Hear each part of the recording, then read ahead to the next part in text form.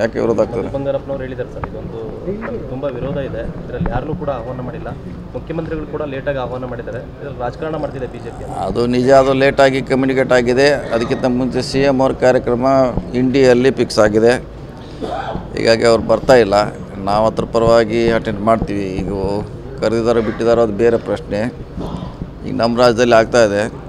ಈಗ ಅವರು ಕೇಂದ್ರ ಸಚಿವರು ಬರ್ತಾ ಇದ್ದಾರೆ, ಅವ್ರಿಗೆ ಗೌರವ ಕೊಡಲಿಕ್ಕೆ ನಾವು ಕೂಡ ಉದ್ಘಾಟನೆಯಲ್ಲಿ ಭಾಗಿಯಾಗ್ತಾಯಿದ್ದೀವಿ. ಮುಖ್ಯಮಂತ್ರಿಗಳು ಬೇರೆ ಆಗ್ತಾರೆ ಇಲ್ಲ, ಅವ್ರು ಬರೋಲ್ಲ. ಅವ್ರದ್ದು ಆಲ್ರೆಡಿ ಫಿಕ್ಸ್ ಆಗಿದೆ, ಇಂಡಿಗೆ ಹೋಗ್ತಾ ಇದ್ದಾರೆ.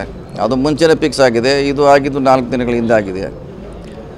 ಸೊ ಅದಕ್ಕೆ ನಾವು ರಿಕ್ವೆಸ್ಟ್ ಮಾಡಿದ್ದೀವಿ, ನೀವು ಏನಾರ ಮುಂಚೆ ಯಾವುದೇ ಕೇಂದ್ರ ಯೋಜನೆ ಮಾಡಬೇಕಾದ್ರೆ ರಾಜ್ಯದ ಗಮನಕ್ಕೆ ಕನ್ಸರ್ನ್ ಡಿಪಾರ್ಟ್ಮೆಂಟ್ಗೆ ಸ್ವಲ್ಪ ಕೋಆರ್ಡಿನೇಟ್ ಮಾಡಿದ್ರೆ CM ಅವರು ಹೋಗಲಿಕ್ಕೆ ನಮಗೆಲ್ಲ ಹೋಗ್ಲಿಕ್ಕೆ ಅನುಕೂಲ ಅಂತ ಹೇಳಿದ್ವಿ. ಮುಂದಿನ ಸಾರಿ ಮಾಡ್ತು ಅಂತ ಹೇಳಿದ್ದಾರೆ. ಏಕಚಕ್ರಾಧಿಪತ್ಯ ಮಾಡ್ತಿದ್ದಾರಲ್ಲಿ ಅನ್ನುವಂಥ ಆರೋಪ ಇದೆ. ಈ ಅಲ್ಲಿ ಹೋದ್ಮ್ಯಾಗ ಗೊತ್ತಾಗೋಲ್ಲ, ಇಲ್ಲಿಂದ ನನಗೆ ಚಿತ್ರದುರ್ಗ ಹೆಂಗೆ ಗೊತ್ತಾಗೋದು, ಅಲ್ಲಿ ಹೋದ್ಮ್ಯಾಗ ನೋಡೋಣ. ಅದು ಯಾವುದೇನು ಖಾಸಗಿ ಕಾರ್ಯಕ್ರಮ ಏನಲ್ಲ, ಕೇಂದ್ರ ಸರ್ಕಾರದ ಕಾರ್ಯಕ್ರಮ ಇದೆ. ಸೊ ನಮ್ಮ ರಾಜ್ಯಕ್ಕೆ ಒಳ್ಳೇದಾಗ್ತದೆ, ನಾವೆಲ್ಲ ಸಹಕಾರ ಮಾಡಬೇಕಾಗುತ್ತೆ.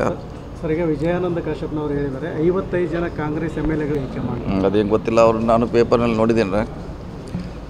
ಅದು ನನಗೆ ಪೂರ್ಣ ಮಾಹಿತಿ ಇಲ್ಲ, ಅದು ಅವರೇ ಅದನ್ನು ಸಂಪೂರ್ಣವಾಗಿ ಹೇಳಿದ್ರೆ ಒಳ್ಳೆಯದು. Okay, thank you.